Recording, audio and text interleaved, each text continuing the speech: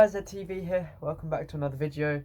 So today, I'd like to do a video about UCAS. So firstly, it may be a bit unusual because I'm uploading on a Monday. That's because over the weekend I was so ill. I just couldn't get out of bed and do a video. So I'm better now, luckily, and I'm back to doing a video. And I've said today's just going to be my experience of applying to UCAS.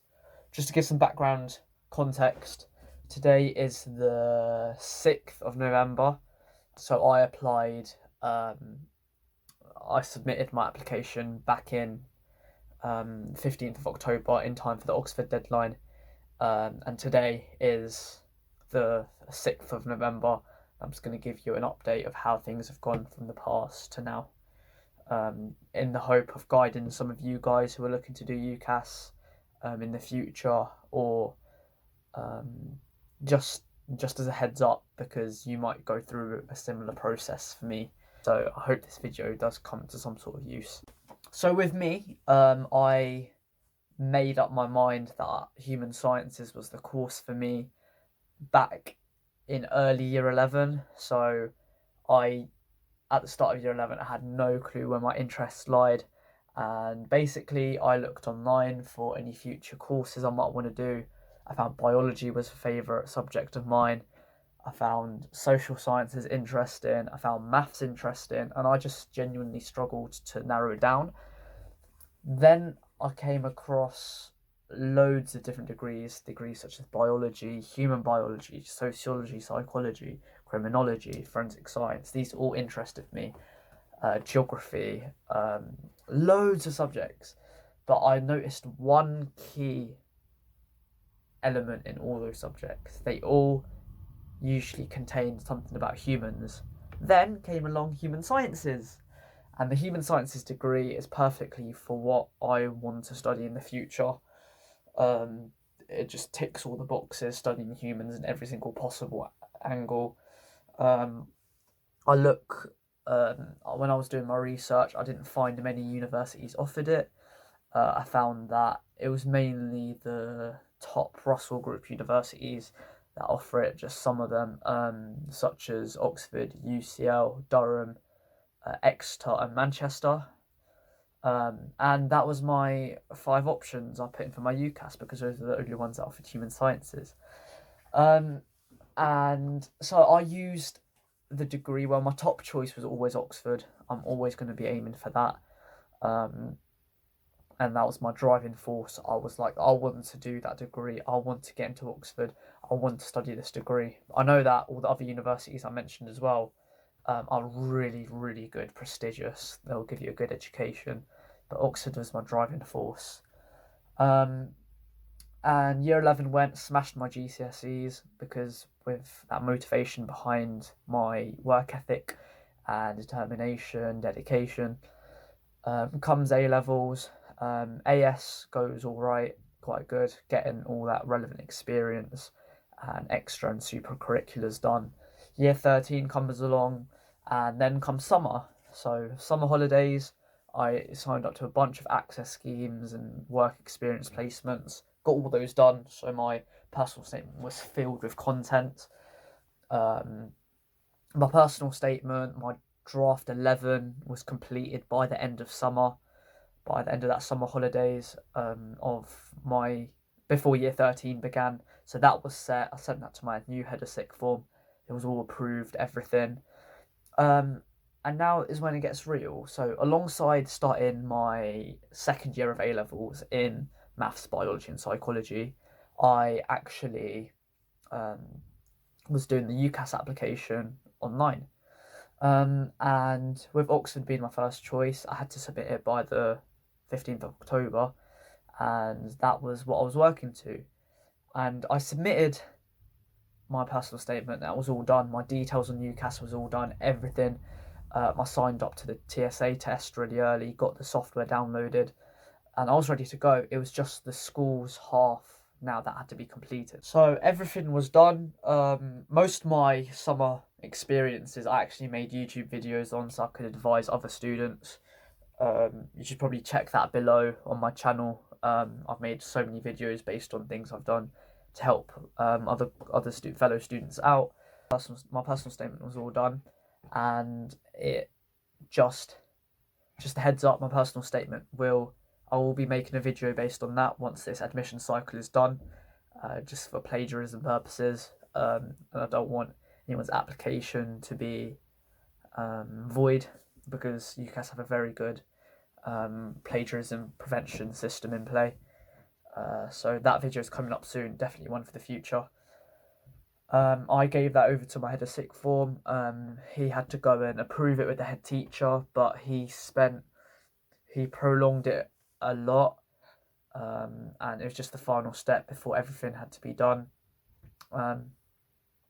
So that was going on, as well as that, my predicted grades. Now, year 12, considering COVID and disruption to our learning and personal events going on and everything, my school had to make predicted grades. And what this fell on, what my school... So I had a meeting with my head teacher and my head of sixth form in the school office, and they straight up gave me some context and reasons and all of that, but they came up to me and said, your predicted grades are going to be an A in maths, an A in biology, and a B in psychology. Now, as you can imagine, well, firstly, all my university courses require a minimum of AAA. That's their standard offer. So, as you can imagine, if I applied with AAB, the chances were I was going to be rejected instantly from all 5. And I just felt those predicted grades just didn't reflect me. They weren't the grades that I was looking for, and I just knew those grades were not... I'm not saying they're bad grades, they are amazing grades, but they're not the grades that really reflect my work ethic and my dedication to my studies, and what my potential final grades will be. I know I can get better than that. So I gave my side afterwards. I said, now the reasons behind them were, so my subject specific teachers did put in those predictions, and it was like, my biology teacher just said I've been consistently working A's at AS, considering an A is the highest you can get in AS. So that's why my prediction was an A. Didn't know why it wasn't an A star. Maths, so we just had a new teacher coming in, and we only had one mock done, and that mock I did really well in, and also the mini assessments we did. I felt the maths was reasonable, an A in maths was reasonable. I did see myself getting that. And then my psychology was a bit of an up and down. So there were some assessments where I got A's, really high marks, but I did also have my bad days and drop down to C's and D's sometimes. So that's why my prediction was down at a B. But my argument was that I've got an A before when I've put myself in study mode. I could do that again, but they weren't really budging. So there was a bit of, it did really sort of affect me. I didn't really know what to do, because I was not going to apply to UCAS through these grades. I also knew that some neighbouring sixth forms, actually, for who I've contacts through, they've got students who've been getting C's and B's, but simply put in A-star predictions because they're applying to top universities and because they have trust and they want to give their students that push and that goal to strive towards. But that's fine. I gave my side, and then we came to the conclusion that I was going to sit some assessments, some quick assessments of full A-level papers, just to justify my higher predictions that I wanted. And that's what happened. I sat a full biology paper, got an A-star in it. The maths with an A I was fine with, so I left that B. Left that as an A, just to avoid confusion. I sat 2 psychology papers, paper 1 and paper 2, and got an A star in it. Okay? You'd think that's enough justification to give me, considering the the lack of time to prepare for them. Considering this was days before the deadline. Okay, days before the deadline, so I was already stressed. I did so much revision because I just knew I needed to get A stars in those exams, and I got them. So in theory, I should have got an A star, A prediction, but after I got those exams, my school predicted me an AAA, so the B in psychology moved to an A. But I was still unhappy about that because the biology exam that I sat, I knew I worked hard. I love biology. That's my favourite subject by far. And I've done the biology Olympiad and got a highly commended result in that. My teacher's reasoning as of why my A-level biology was predicted at an A is because she didn't think I was in the top 8% of the country, which I just found that really, I don't even know. I didn't think that described me. And I just didn't see it as fair. So, because it was all last minute and the school weren't budging, they were going to say AAA is going to be my prediction, which was fine, but... And my head of sixth form was saying that it wasn't going to really have an impact on my Oxbridge chances, but I just said if that A star prediction can go in, I would genuinely know that that's the best shot I could have given in my UCAS application. So I got my parents into the school because everything was going wrong on the same day, and we all just sat down. They just came in unexpected, literally had to ditch hours from their work, and just sat there, said, right, we know he deserves the A star. Got the A star prediction, basically. They were really reluctant to give it, but in the end, my prediction was an A star in biology, an A in maths, an A in psychology, and then an A in also EPQ. So I'm submitting my EPQ this time, but almost forgot that actually exists. So it's just gonna.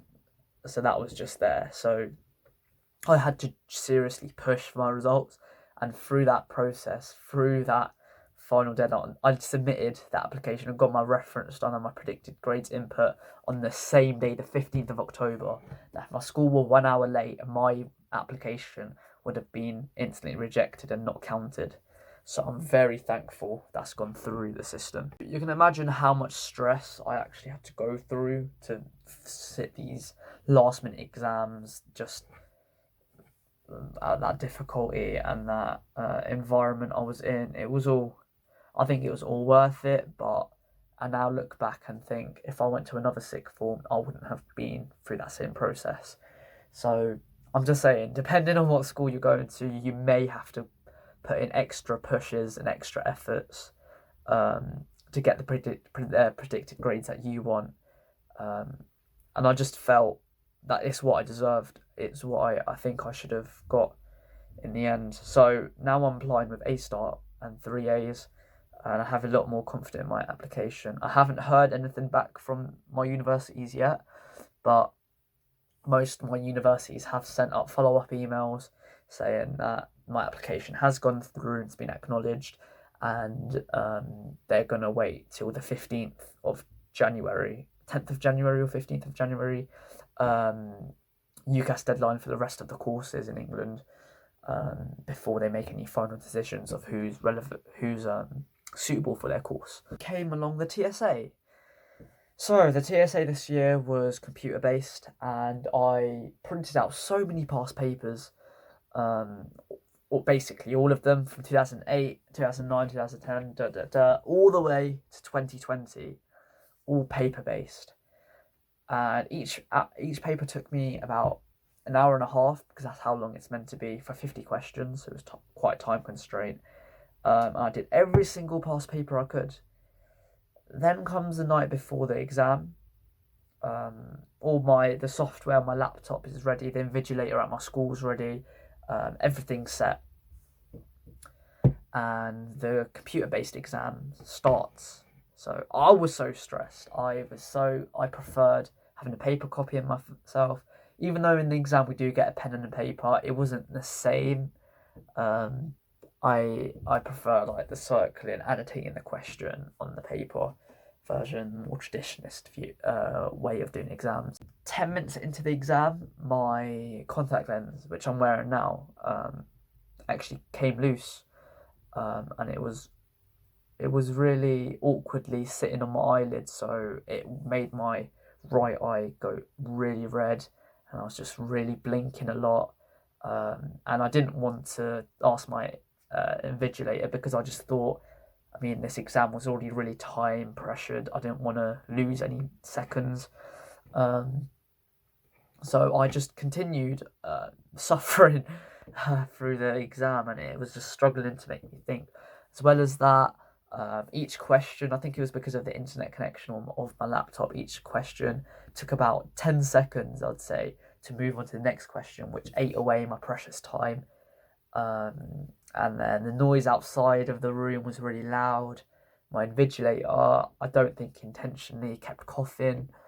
And I just didn't know what to do. So that exam went. I must say that exam was the hardest exam I've ever done. Out of all the past papers I've done, by far this exam was the hardest paper. I definitely urge you, I mean, if it's out by now, to check out the 2021 TSA paper, have a shot at it. And I just went completely blank. The amount of questions where I had to make educated guesses was insane, rather than actually investing time into the thought process and the working out. I couldn't because of all these reasons.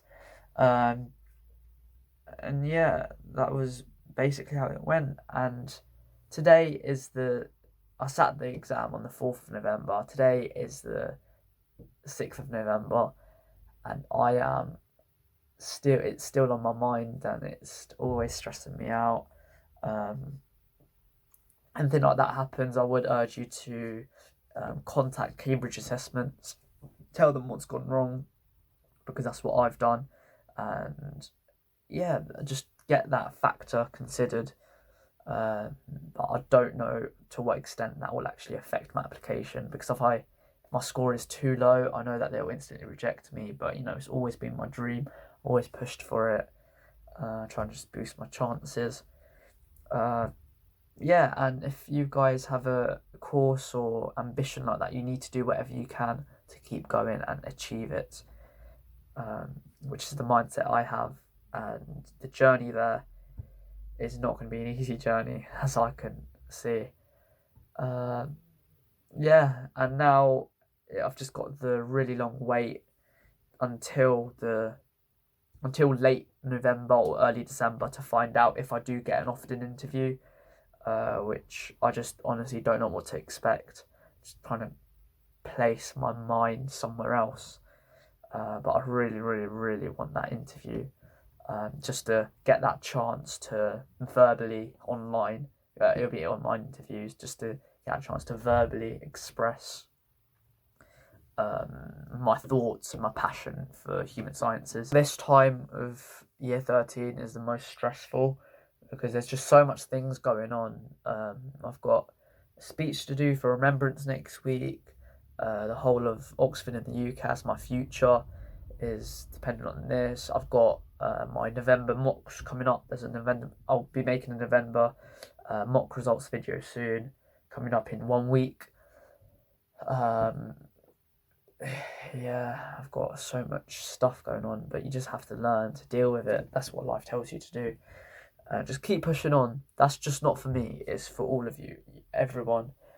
I just hope by sharing my personal experiences of these processes, it can actually help some of you out, that you're not going through this alone. And yeah, it's hard. It's hard.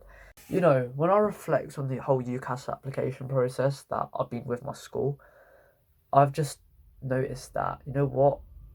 My school doesn't have faith in me. They don't want to predict me high grades, and they don't think I can achieve that. And now that I've got the final predicted grades, because of the amount of pushing and the amount of pressure I had to apply to the school, I'm going to go and get 3 A stars and prove them wrong.